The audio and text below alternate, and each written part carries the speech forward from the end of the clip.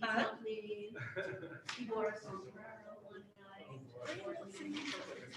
director of special ed tells us all the antics that you guys need.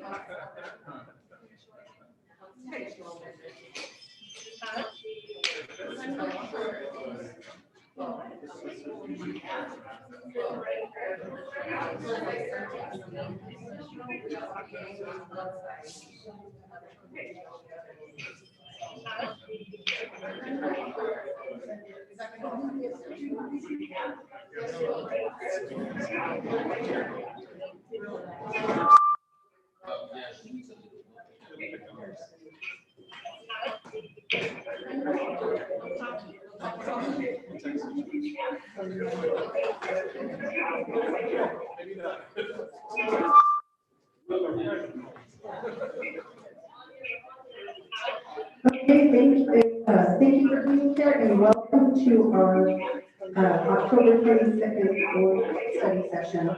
In attendance, we have our superintendent Covington, board member Greg Cooper, board member Will Vice President Steve Johnson, and welcome to our police administrative study session.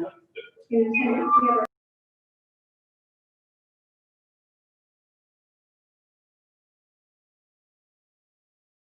welcome to our police. I pledge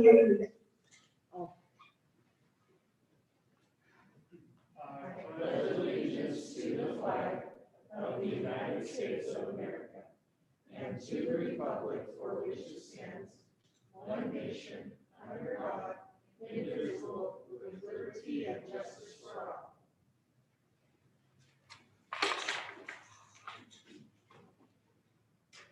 Thank you. And we are going to move on. We are going to swap agenda item, the board discussion and the report of the staff, and go right into our equity presentation first. And so we are going to go ahead and, this is Darren Dean first. So we'll go ahead with Darren. Mr. Dean.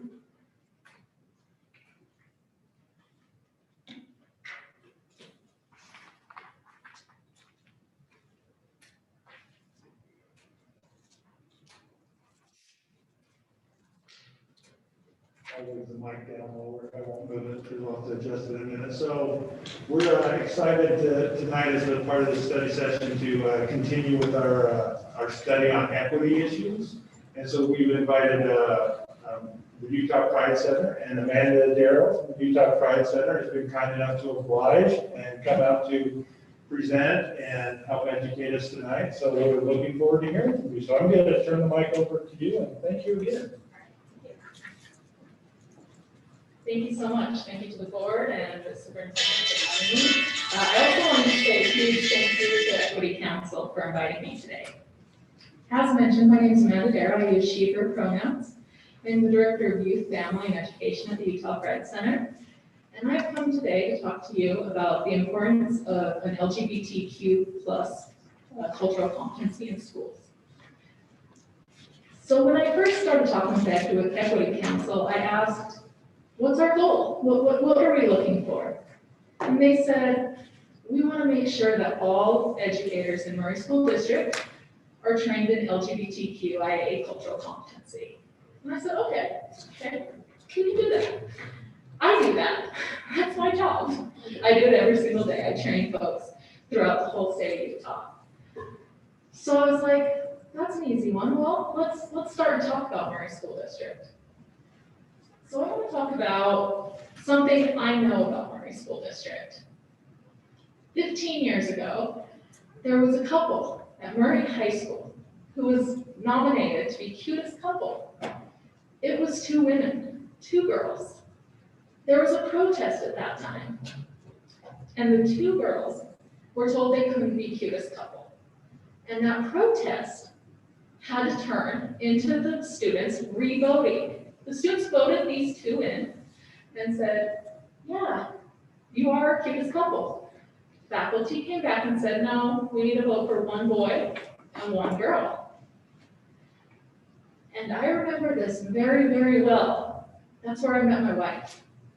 My wife was one of those cutest couples. So Murray is near and dear to my heart. I went through that with my wife. No, I wasn't the cutest couple. They didn't stay together. We are now the cutest couple, I say, right? But I know what my wife went through. My wife shared with me what it felt like to be in a school and to not be accepted for who she was. I myself have gone through school. I didn't come out until I was 18 years old. I was terrified. I was terrified that anyone would find out that I would be treated as less than, or even worse, I would be harmed. So I didn't come out. And I've been in education now. I've been both elementary and higher ed. I've been throughout the scale for many years now. I have a master's in education, and my thesis work was on the effects of a heteronormative classroom environment on LGBTQIA students. So I have gone through and studied countless classrooms, some of which at Murray High School, on how inclusive they are for LGBTQIA students. You would be astounded. The answer is no. We're not inclusive here in the state of Utah. And so I moved forward. I got out of teaching and went over to the Utah Pride Center. So now I offer cultural competency.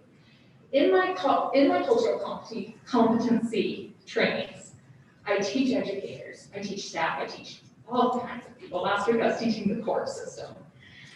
But I teach them the terminology, the concepts, so you understand who our community is. The first thing I always ask people is, do you know what LGBTQIA stands for? If you don't know that, you don't know your students, because there are students in your district that identify on every one of those levels and letters. And I know this, they come to the Pride Center. I work at the youth department too. I have many students who are in the Murray School District. Once we do the terminology, I then move to kind of why this matters. I've shown you today with a graph, an infographic, kind of why it matters. We did the SHARP survey last year, and it was the first time that gender and sexual orientation was included. In that, 8.8% of youth identified as either lesbian, bisexual, questioning, other, transgender, or other, as in non-binary. So 8.8% of our youth in the state of Utah are part of this community. If you look at that graph, the most important thing that you're going to see is the depression and suicide rates within our community. Our kids, compared to the heterosexual identifiers, heterosexual felt sad 27% of the time. If we jump up to transgender or gay and lesbian, that's above 60%. When you look at seriously considering suicide in the past year, 60% of transgender students seriously considered it. Now, I have had phone calls from school districts, and they ask me to come and do these trainings, but they call me after a youth has died by suicide. You can hear my voice. It hurts. It hurts when I have to come when it's too late.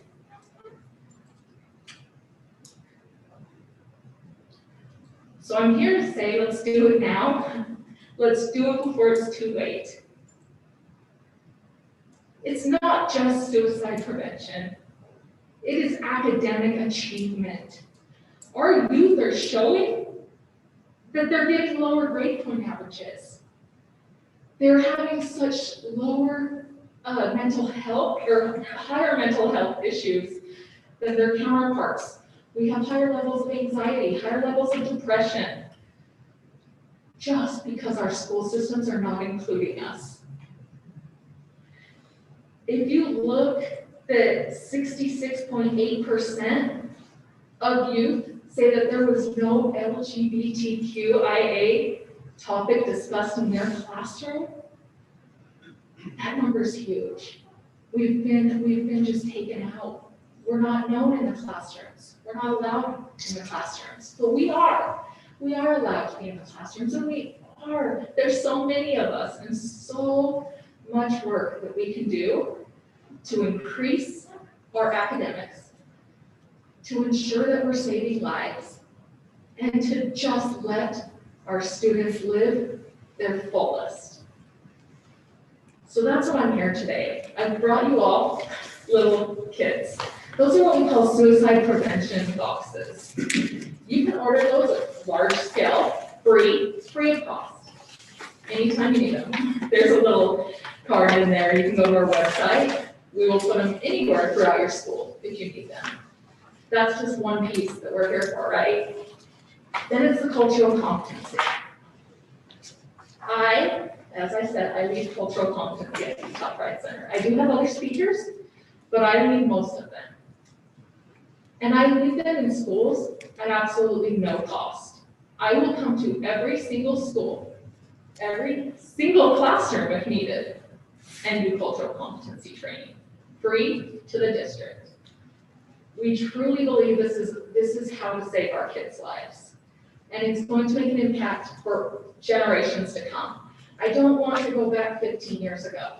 I want to go forward. So that's what I'm here for today. That is what I have. I beg of you, let us partner. Let us get this into the schools.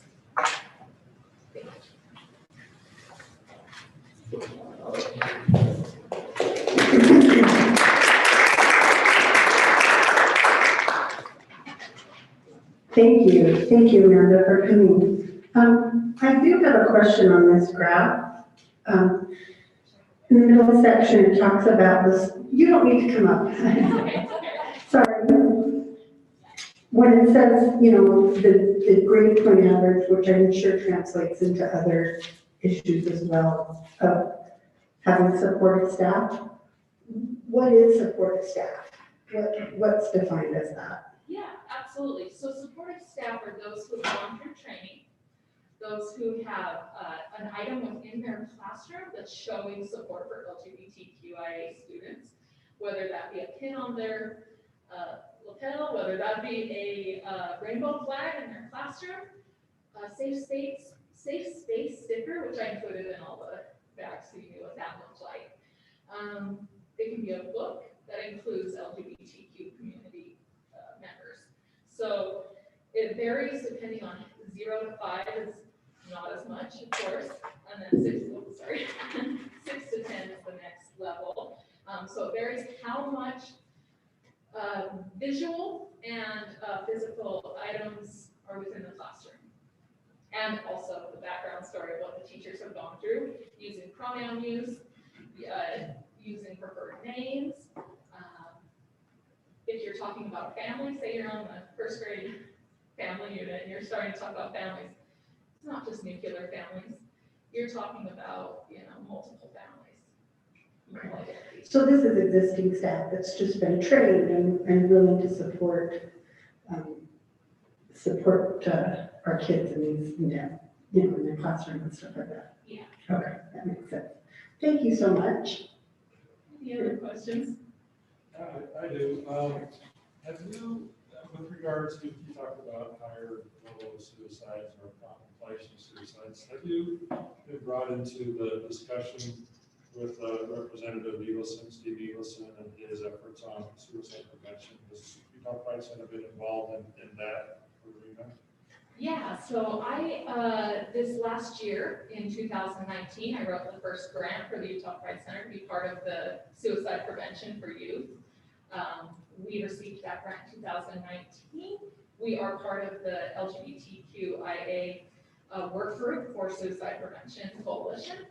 Our center is, and we just received a second grant through DHS for suicide prevention. So our effort, we are on the panel, we co-chair the panel. Our efforts are huge in suicide prevention, along with the actual coalition. Thank you. Absolutely. Any other questions? Thank you. Thank you for being here tonight. Thank you. And thank you to our equity committee for being here and for providing us with continuous training. Next is our board discussion, Superintendent. It is. Okay. I just wanted to make It sure. is, yes. Okay, so I wasn't sure if this is this is an open meeting item, right? If it's something you're gonna approve, we probably want it to be open meeting. Is that correct, Richard? Yes. So we left off last meeting discussing potential for some board recognition for some of our Murray City employees, and I think we asked the district to put together kind of some numbers, and I think that's the paper here. So I'll open it up for discussion as to thoughts. It might be beneficial, Richard, you kind of want to explain what it's based on. Yes. Or maybe just give a little bit of context, and maybe at the mic would be best. Just so that these guys.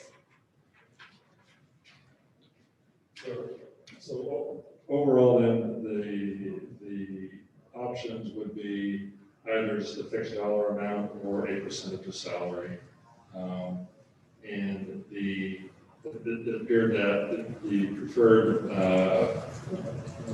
path would be doing a percent of contract employees and then a fixed dollar amount for hourly employees. So we had talked about that those parameters being 1% of the contract, which would be the base contract plus, for teachers, the base contract plus $4,200, which is separate funding. Nevertheless, that could be included, but not including the longevity. So 1% is again base plus 4,200 for teachers, and then for hourlies, or for administrative and for classified contract, it's just 1% of their salary. Then for those who qualify for the $150, that would not include substitutes.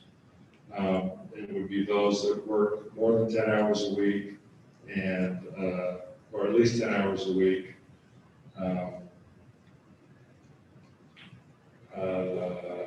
Let's see, I'm getting lost here. Yeah, so more than 10 hours a week. And I believe that would be it. So, That just gives them a little bit more context. Okay, so on the- context, yeah. I understand the teachers, that one makes sense, the classified. So it's just, on classified, it's just 1% of their salary, but then if they work 10 hours, Okay, yeah, kind of, let me go that over. So with classified, we have contracted classified and we have hourlies. okay, So if the contracted classified would be just 1% of their salary, their contracted salary. okay, With hourlies, they would have to work at least 10 hours. So then the one question though with the hourly classified would be based upon what time frame? I mean, would they have to have been employed by, the first of the school year? I mean, because they come in and out, they pretty quickly. So we have people who probably were hired last week kind of thing. So what would be the cutoff requirement for the hourly classified employees? How long would they have had to have worked here to qualify for that? and the hourly classified is just a flat rate. Okay, Yeah, it's just the $150. okay, that's what I was confused, is the contracted versus the hourly classified. I got it now. So then the question is it just, did they have to have been employed as a, August 1st or September 1st, or did they? Well, and I'm sure their hours kind of fluctuate too. Do they have to average 10 hours? Do they have to be Right. above, Those are the kind below? of things that we set some parameters on. So, okay, So how many hourly have you just hired recently? Well, A lot? that I do not know. I mean, they come and go. I don't know the numbers. We can find that out, but. Like Denise's listings. there's Yeah, I always mean, those they're always. Paras, things. extras. Right, paras, et cetera, et cetera, et cetera. Always So, So I think on the hourly classified, we definitely want to reward those who have been here for the whole time. I mean, that one's pretty easy, right? Right. So when would we But typically, what's that date, you so know? when would we have typically hired hourlies for the school year? For this Well- school year? Like those, yeah, those that I mean- get hired on after the school year starts. That's a good question. Would you say maybe by like, September first, would we say, or no? Say, you have to have been employed by September 1st.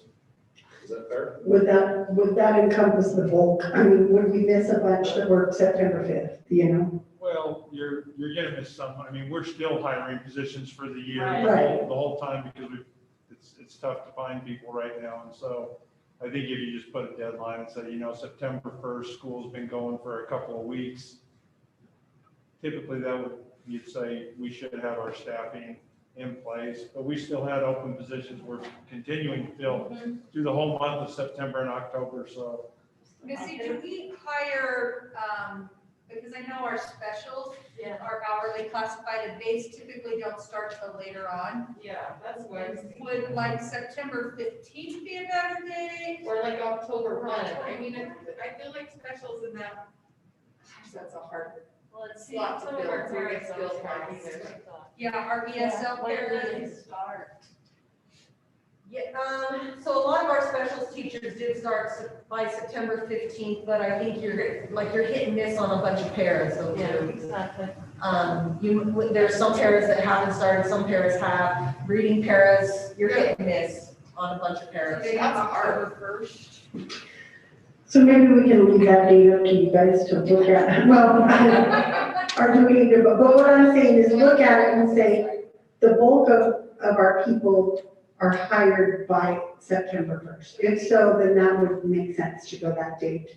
If we have people that would have worked last year that fall into that September, end of September, we would want to include them in there, I think.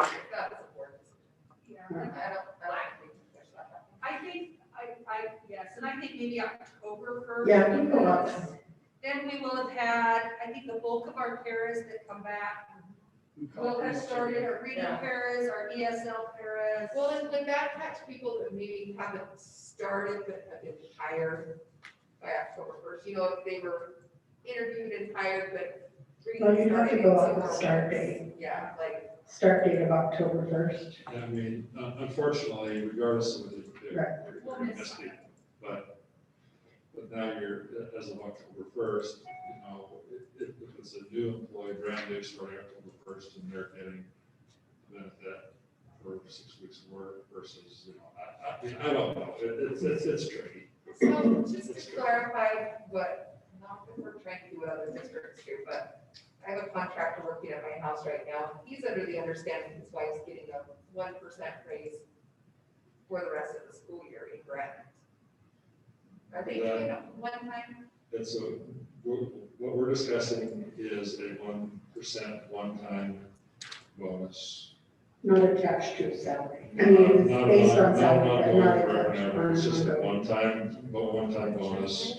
As far as you know, that's what it is. My understanding is grant is one-time as well. That's my understanding. And that's what I thought. Yeah, well, Yeah, that's it what just they says said. a 1% bonus. Interesting. Yeah. So a It was bonus, just, I just caught my ear when he said it. I was like, oh. yeah, I mean, bonus just, you know, its face Right. would be a one-time payment, right? Right. So. Okay. Then the other issue is, you know, there are a lot of little nuances to, you know, who's included and how many hours and what starting day and all that kind of thing. So the question then is, well, as far as actually getting payroll run and guaranteeing, we can guarantee it, we can do it by the 30th. If we can get some help and have a script written and have a third party just drop stuff in and create different jobs, and we can maybe get it done by the 15th. I would hate to commit to the 15th, not knowing that we can for sure do it without having to spend lots of overtime to get it done. So, If approved tonight, though, you could make the November 30th deadline, the 30th, yes, absolutely. but the 15th The is where it's a little tough. 15th, we would know more tomorrow, honestly. But we could commit certainly to the 30th. You know, the board talked about maybe wanting to do it by Thanksgiving. Well, you know, it'd be a few days after Thanksgiving, but if they knew it was coming, guaranteed, then to me, that's really essentially the same thing, right? Yeah, I feel like the 30th would be fine. Okay. Is that, It'd give us some wiggle room and we could, you know, we could make sure it's done, right? do you guys feel good about the 30th?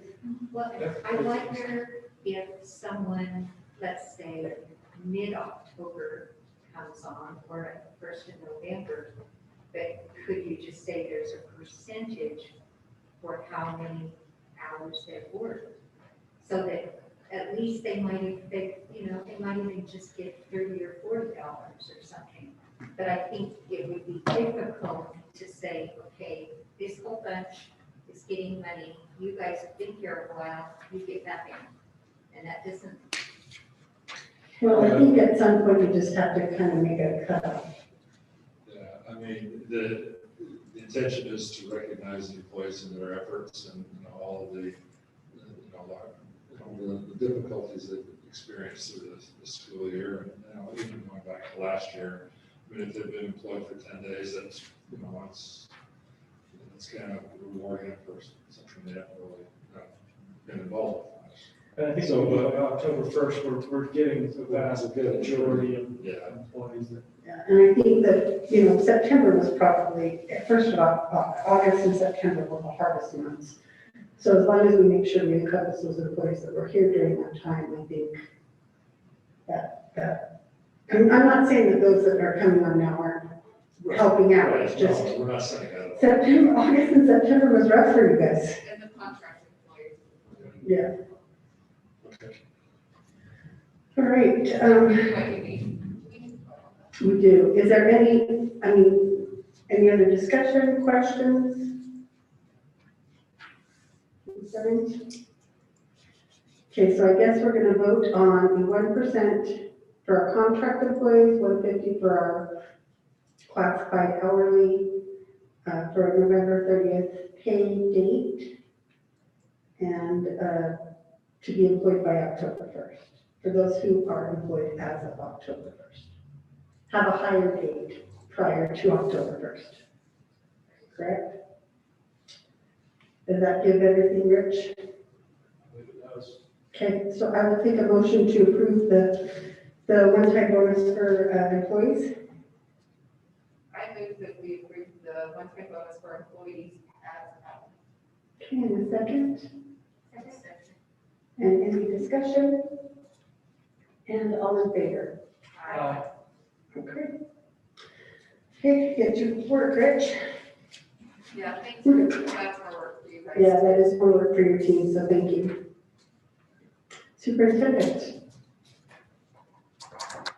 Just want to say thank you to the board for that consideration. I think that speaks volumes to how much you care and recognize what our teachers are doing, and thank you. Not just our teachers, everyone. It goes beyond, our teachers are certainly doing the lift, but so are our custodians and our secretaries and our principals and our paras, so thank you. My agenda item, I would just like to discuss with the board holiday lunches. So in the era of COVID, in the previous years, as you're aware, we typically go out and have our food services cater lunches, and we go out to each of our schools. I will say that each of our schools would love to have board members in their schools. So I know Board Member Johnson last meeting, you expressed that you guys kind of have stayed away because you're worried about their COVID protocols. They would love to have you come. The principals have all said, please let the board know, we would love to have them in our schools. So I wanted to give you that invitation and also talk about perhaps how we can structure our holiday lunches. And so I don't know if you all have ideas. I have a couple of thoughts that maybe we could do, but I'd love to open that up for a discussion so that we can, because that will be knocking on our door very soon, so.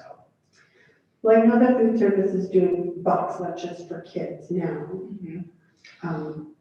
The buffet type is probably not this year, right, situation.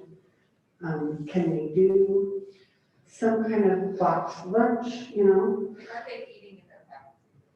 Yeah. And that's the other thing, they're not coming together as large faculties. So yes, I think our food services could do that, but I know they are very stretched right now. And currently, we're looking at, there may be some additional food service things as schools are changing schedules with the additional half hour.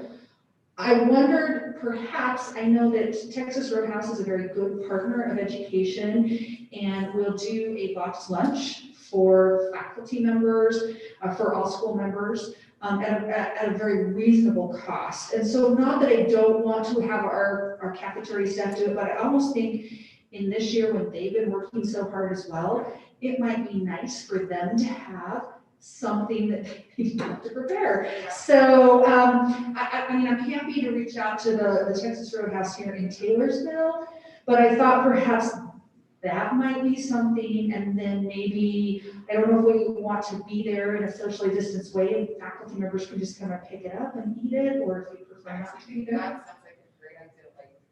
Where they don't eat it in the faculty room, they pick it up. Right. We could be there and say thank you and then Mhm. move And I on like there. the Texas Roadhouse idea, like you say, our food services have taken on a lot. We've done a lot. Can we just put rolls in? Yes, Candy will just get a box of rolls. I want that money. And I'm not, I mean, if there are other ideas and other businesses, I know that they are just outside of the Murray boundaries. I always like to find businesses in Murray, but I do know that they are very good to education. And they are good education partners, and our PTAs have used them for dinners before for, in previous years. If there's another Murray business you'd like me to approach, I'd be happy to do that, but I just think in this year, it might be kind of nice, and again, for our food service individuals to have something that they didn't have to prepare might be kind of a nice perk for them. I think it's a great idea. The only other one I thought of was just because I attended a function, they had the Neaters that did the box lunch in there and everything. Texas Roadhouse would be number one, but Neaters could be at Fort Union. There's Fort Union, but But they, that's technically Midvale, I guess. right. I was like, wait, I missed one. They have Murray ties because I believe if they are still there, the manager, I don't know if their owner or manager has ties to Murray, they are a Murray family, but I'm not sure if that individual's still there, so. I thought Chick-fil-A is a great partner as well, but that doesn't travel as well, I don't know. It's a little, And we've used that for a lot of our other. We've used it for a lot of times, so other things. Texas Roadhouse would be something a little different and a little bit maybe, just, I don't want to say, Do we have Step up. teachers that are vegan? We do have teachers that are vegan, so we'll make sure that we have a vegan and a gluten-free option as well. And we'll make sure that, I can have Kristen Davis, when she gets with the secretaries, to make sure we know, and we will absolutely have, both vegan and gluten-free, because we do have individuals that are that. I think it's a great idea. I'd love to be in the school and see their faces and say, I agree. thank you. I think it's a great thing. We do need to have a contingency for if December is a rough month of how we handle that, as, we are not in school.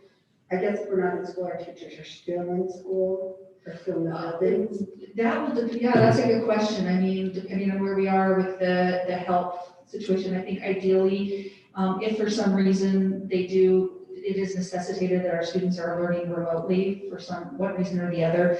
Ideally, we'd like to have our teachers still in the school if they can be. They have better access to Wi-Fi. They have access to all of their resources. I know that was challenging for many teachers last spring when we didn't have them in the schools. That was one of the feedback points that we got. But you're correct. We will definitely want to make sure that there's a contingency.